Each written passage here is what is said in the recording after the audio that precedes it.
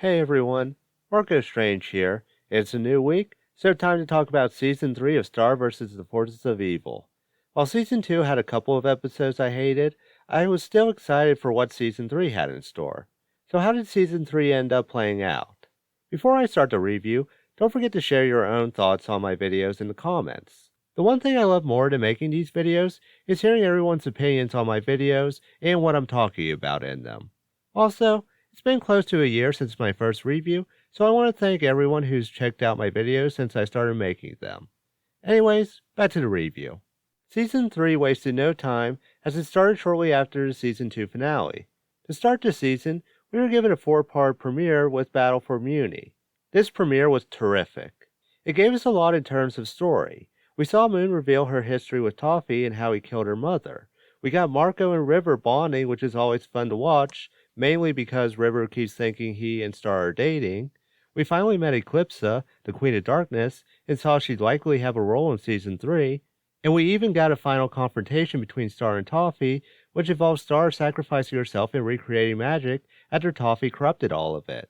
I will admit, Toffee being beaten so quickly felt lackluster, but at the same time, it showed how powerful Star was after getting her butterfly form. Also, Toffee's lines before being crushed by a pillar made me think he would be back, so I was hopeful that wasn't the last time we would see him. Again, Battle for Mewni got me excited for what we'd see in the rest of Season 3. Not to mention, I had so many ideas about this season, and I thought it would be the best season so far. For example, I thought that now that Marco was on Mewni, we'd see Star and Marco switch places. Marco would misunderstand things about Mewni, and Star would have to explain things for him. I knew Marco had been there a couple times already, but I also knew he hadn't been there long enough to understand all the norms of Star's home. I was also excited to see how their relationship would change. Not just because Star admitted she had a crush on him, but also because Marco thought Star was dead for a moment. Seeing the hurt in his eyes as he punches Toffee shows precisely how close he is to Star and what she means to him. I know he was still most likely with Jackie, but I thought we'd also get an episode of Marco being conflicted between staying with Jackie and realizing he had feelings for Star. Granted, that would have been more shipping drama that some might have hated, but as I said in my Season 2 video, as long as it fits, I don't see the issue involving shipping stuff in episodes. As I said, I was very excited to see what ideas I was right about in the prospect of the whole season being a summer Mewni. Also, possibly seeing the rest of their friends like Jana, Jackie, or even Ferguson and Alfonso coming to visit Mewni sounded like a great idea. So imagine how mad I was when episode 5 of Season 3 made it clear that they skipped the whole summer. I don't want to come off as a jerk, but really? You had all those ideas to work with, some of which you built up, and you think the best idea moving forward is to skip ahead a few months when the summer is over and Marco decides to go home? Doing a time skip out of nowhere like this was a horrible idea for a few reasons. First, why is the series doing a time skip in the first place? This is the first time the series ever does this. The only reason I could think of why they decided to do that is it was months between Battle for Mewni and episode 5 airing. However, that's still confusing because every time the series went on a break, whether it was a season finale or mid-season finale, it would start shortly after said finale. When Season 2 premiered, it started with Star revealing in a livestream what happened in the Season 1 finale, including showing her new wand. When Season 2 had the mid-season finale with Bon Bon the Birthday Clown, the episode that aired right after involved Star planning to get Glossaric and her book back. Last but not least, Season 3 started the same night Star had left Earth without explaining why. Second, there's no reason to do a time skip. Take anime to do time skips like One Piece, for example. The reason the series does a jump 2 years into the future is they decide to train so they'll be ready to move forward in their adventure. It makes sense to skip those 2 years because it's just training, and you would want to save any special moves they learned as a surprise when they have to use them in a real fight. Another example is Toradora and how it skips to them graduating. It works there because it's the last episode, and it builds up to the anticipation of what Ryuji and Taiga will do once they see each other again after being apart for a few years. Again, what was the reason for a time skip at this part of the series? It's not the finale, so it's not like it's going off on a dramatic moment. Also, Star and Marco didn't spend the summer training, so it's not like that was the reason to skip ahead either. The only thing it does have is a fun surprise for the fans, but I'm going to hold on to that for later. You'll see why. For now, let's look at the story of Season 3. I'll give Season 3 a lot of credit. I love most of the themes of this season, especially with how Star is trying to make Mewni a better place for monsters. I know Star isn't Queen yet, but seeing her take the initiative to fix things for monsters after seeing hints that they're being unfairly treated is great. We even see her doing things such as appealing to other kingdoms to treat monsters better and having a party for both humans and monsters. Seeing the series build up to this was why I loved the story. We were seeing hints of this back in Season 1 and Season 2, and now we're getting Star finally saying, hey, it's about time we changed how things are on Mewni. Before I look at Star as a character, I want to discuss another big point in Season 3. That would be Eclipsa. When Eclipsa was first referenced in Season 2, everyone talked about her. So many people were trying to figure out if she was evil or was just labeled that because she got with the monster. Not to mention, hearing Star and her were equal in power made me excited to see what role Eclipsa would end up playing in Season 3. Eclipsa in Season 3 was definitely a high point. She made you think she wasn't evil, but at the same time, you were wondering if it was a trick. Again, we saw what happened when Marco read her chapter in the Book of Magic, so I kept wondering if Eclipsa did end up having a secret plan we weren't aware of. I also love seeing Star and Eclipsa interact with each other. It's like Eclipsa is the cool aunt while also being a mentor when Star needs advice on things like magic or relationships. The one complaint I will bring up related to Eclipsa is that Eclipsa was free for months, and no one found her until Star saw her at the castle. Again, that time skip just brings up more problems, and I feel like they didn't think it through when they decided to do a time skip. Again, more on that later. Now, I will look at Star this season. As I said earlier, Star spends a lot of Season 3 trying to make Mewni a better place for monsters. After seeing Star grow from Season 1 and thinking monsters are just evil, it feels fitting that she's finally trying to see that they're treated fairly on Mewni. It also fits Star as a character because she's always been someone who doesn't stick to the norm. She's the type of person that moves to the beat of her own drum, regardless of what anyone has to say. It's why I love her as a character, and why I love having her as the focus. At times, it feels like she's not even a butterfly because of how different she acts compared to her mother, Moon, who is always serious. The crazy thing, though, is that Star and Moon aren't part of the butterfly family. When Eclipsa has her trial, it's revealed that the Magic High Commission switched Eclipsa's real daughter, Meteora, with another girl. So every butterfly between Star and Festivia has been living a lie. This was a huge revelation when this happened. Star lived her life believing she was a magical princess from the butterfly family. Now she's being told that not only was Eclipsa unfairly treated, but Star's life has been a lie. I know Star isn't the type to care about titles like princess or queen, but is still learning that her family history has been a lie for years. Yeah, I brought up points about why she'd be a fantastic queen someday, but now she's learning none of her family ever should have been in charge of Mewni. This is a huge character-changing moment for any character, which the series never capitalizes on moving forward. The following episode after this reveal shows Star upset about it, but it feels like she's over this for the rest of the season. There's also the finale when Star gives the crown back to Eclipsa, but I wanted to see Star deal with the realization more that she should have never been Princess of Mewni. Personally, I would have loved an episode of Eclipsa talking to Star about this. They're not related, but Eclipsa was still someone Star looked up to. And the reason Eclipsa was free was that Star stepped in and demanded she got a fair trial. Again, I just thought having an episode with the two of them talking about this would have been fun to see. But that's another disappointment with this season. Speaking of disappointments, let's talk about Marco. Honestly, one thing that made me mad at Season 3 was what they did to Marco. He's extremely unlikable within the first few episodes after Battle for Mewni. Take the episode Sophomore Slump, for example. In that episode, we see Marco back on Earth, and he has an ego now because he was told he was a knight before he left Mewni. I find most of it funny instead of annoying at first, but the episode ruins it later on when we see him talking to Jackie, who's still his girlfriend. As it turns out, Marco spent the whole summer in Mewni and didn't talk to Jackie at all. So where do I begin? There are so many issues I have with this one moment. First, why didn't Marco still visit during the summer? He has his own sisters, so it wasn't like he didn't have a way to see her.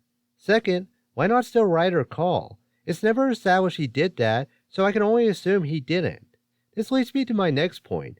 Marco spent the whole summer in Mewni with a girl who admitted she has a crush on him, while his girlfriend didn't see him for the entire summer. I'll give credit to Jackie. She is mature in this situation by being okay with that. However, that doesn't excuse how annoyed I am with Marco in this situation. For the record, if they didn't decide to do this time skip for no reason, I wouldn't feel like Marco was being a jerk because it wouldn't be the whole summer skipped over. There's also the episode Link Catcher where he returns to Mewni and becomes a squire for a knight who handles the laundry. At first, Marco wants Star to give him something else, and Star gets mad at him for just showing up and wanting that, and I agree with her on this point. Marco just shows up unannounced and wants a more important job to being a squire for the guy that does laundry.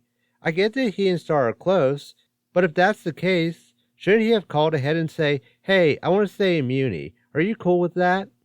For the first few episodes, after Battle for Mewni, it doesn't feel like the same Marco anymore. I couldn't see Marco being like this back in Season 2, and thankfully, this isn't a problem I have all season. However, this is one of the reasons Marco stopped being a regular cosplay for me. I have more complaints about Star and Marco this season, and you can probably guess what I'm referring to. However, before I get into that mess, I want to talk about the villain this season, Meteora. As we find out in Season 3, Miss Heinous is secretly the daughter of Eclipsa and her monster husband. We also find out that the Magic High Commission sent Meteora to St. Olga's and pretended she didn't exist so a monster wouldn't be in charge of Mewni. I have to say, for a villain this season, Meteora is a great fit. We always expected Heinous to have some relation to the Butterfly family, and seeing the reveal was another shocking moment to see as a fan. Yeah, fans were theorizing that was the case, but to see it felt like it was planned since Season 1 when she first appeared. It also made you feel bad for Meteora because the throne is rightfully hers, yet it was taken away by the Magic High Commission because she's a monster. On top of that, she's also a threat as the villain. She has the power to absorb souls, similar to Toffee when he absorbed the power of the Magic High Commission, and she also grows bigger with each soul she takes. If I had one complaint about Meteora, it would be that she's not Toffee. However, not every villain has to be like Toffee to be a great villain. For the role Meteora is filling for this season, I'd say she's a great villain.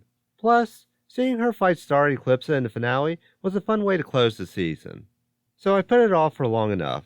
There's one issue everyone talks about when it comes to Season 3, which I hinted at in my Season 2 review. I also saved this for last because I have a lot to say about it. With that said, let's talk about the shipping. One of the reasons fans started to dislike the series was because of the focus on shipping. Keep in mind, I was expecting more shipping-related content this season. However, that was because we left Season 2 on Star admitting she had a crush on Marco, and I was expecting it to be something covered within the first few episodes of the season. As it turns out, we didn't get it brought up again until episode 19, Booth Buddies. So what did we get until they finally brought up Star's confession from Season 2? We got Star and Tom getting back together, Marco breaking up with Jackie, and making a love triangle between Star, Tom, and Marco. Let's start with Star and Tom getting together. I'm not trying to put down anyone who ships them, but the series doesn't do a good job of building up their relationship. The most we get is 2 episodes where one is Star and Tom at a dance, and the other is Tom getting an exorcism to get rid of his anger problems. The next time we see them together, in Link Catcher, Star reveals they're a couple again. My first issue is the series just throws them together within a few episodes out of nowhere. Remember when I said I liked Jackie and Marco getting together because it was built up for a season and a half? Why wasn't the same done with Star and Tom? Second, it feels like the reason Star gets back with Tom is because he's trying to fix his anger issues. I'll give Tom credit for that, but those weren't his only issues. When you look back on the series, Tom did some creepy things. I mean, remember in Mr. Candle Cares, where he got a guidance counselor to make Star think all she was good for was being Queen of Mewni someday? He did that because he wanted Star back and to make sure she didn't end up with Marco. Yeah, that's in the past, but still very creepy to go to those lengths to get a girl back. Also, he apologized because Marco found out and called him out for it. Personally, I'm not convinced Tom would have realized on his own how messed up that was. Again, I'm not trying to shame anyone that ships these two together. These complaints are all towards the writers of the series and making it feel like the only reason Star and Tom got together was to create drama. And to be fair, they did something else annoying with the ship I wanted. Starco. Yep, it's finally time I brought up the Starco Kiss from Booth Buddies. In the episode Booth Buddies, Star and Marco get stuck in a photo booth and are told they're not taking the right picture together, which is why they're stuck. Eventually, this leads to them kissing. So yay, right? Starco finally happened. They had their first kiss and admitted it was a mutual thing, so I should be happy as a Starco shipper, right? Well, as it turns out, this made me angry. I don't mean the kiss itself made me angry, I mean the whole episode made me angry. So during their time in the booth, it's revealed that Star and Marco never talked about Star telling him she had a crush on him. That was the fun surprise I was referring to earlier. It was one of the last things Star said before leaving Marco, and they ignored it until now. I'm convinced there are only two possible reasons why they had them just ignore this for so long. One, they honestly forgot, and someone reminded them about this. Or two, they didn't want to put Star and Marco together and thought addressing this meant they would have to. Personally, I think it's likely the second reason, which I think was the wrong move in the long run. It feels like the series wanted drama because they thought that's what it needed to tell an exciting story. However, it's inserting drama for the sake of it instead of having it naturally occur. It's even sadder when you realize Season 2 did have a love triangle, and that was done better than what they're trying to do in Season 3. Again, why didn't Marco and Star talk about all this sooner? Why did they shoehorn Star into a relationship with Tom?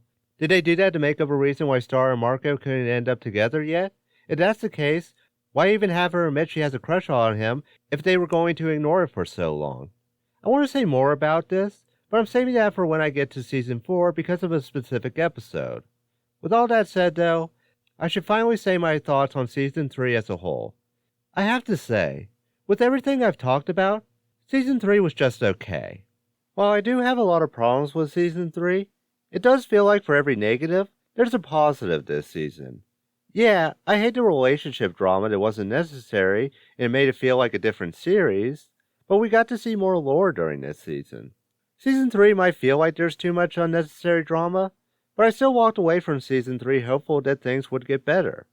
It was still a series I fell in love with, and since Season 4 was going to be the last, I was hoping it would go out on a high note. Or at least a note that could build to a possible sequel in the future if they decide to return to the series. Season 3 wasn't perfect, but it still has moments that made you happy you stuck with the series for so long. The real question is, would it still be worth it once we got to Season 4 to see how the story ends?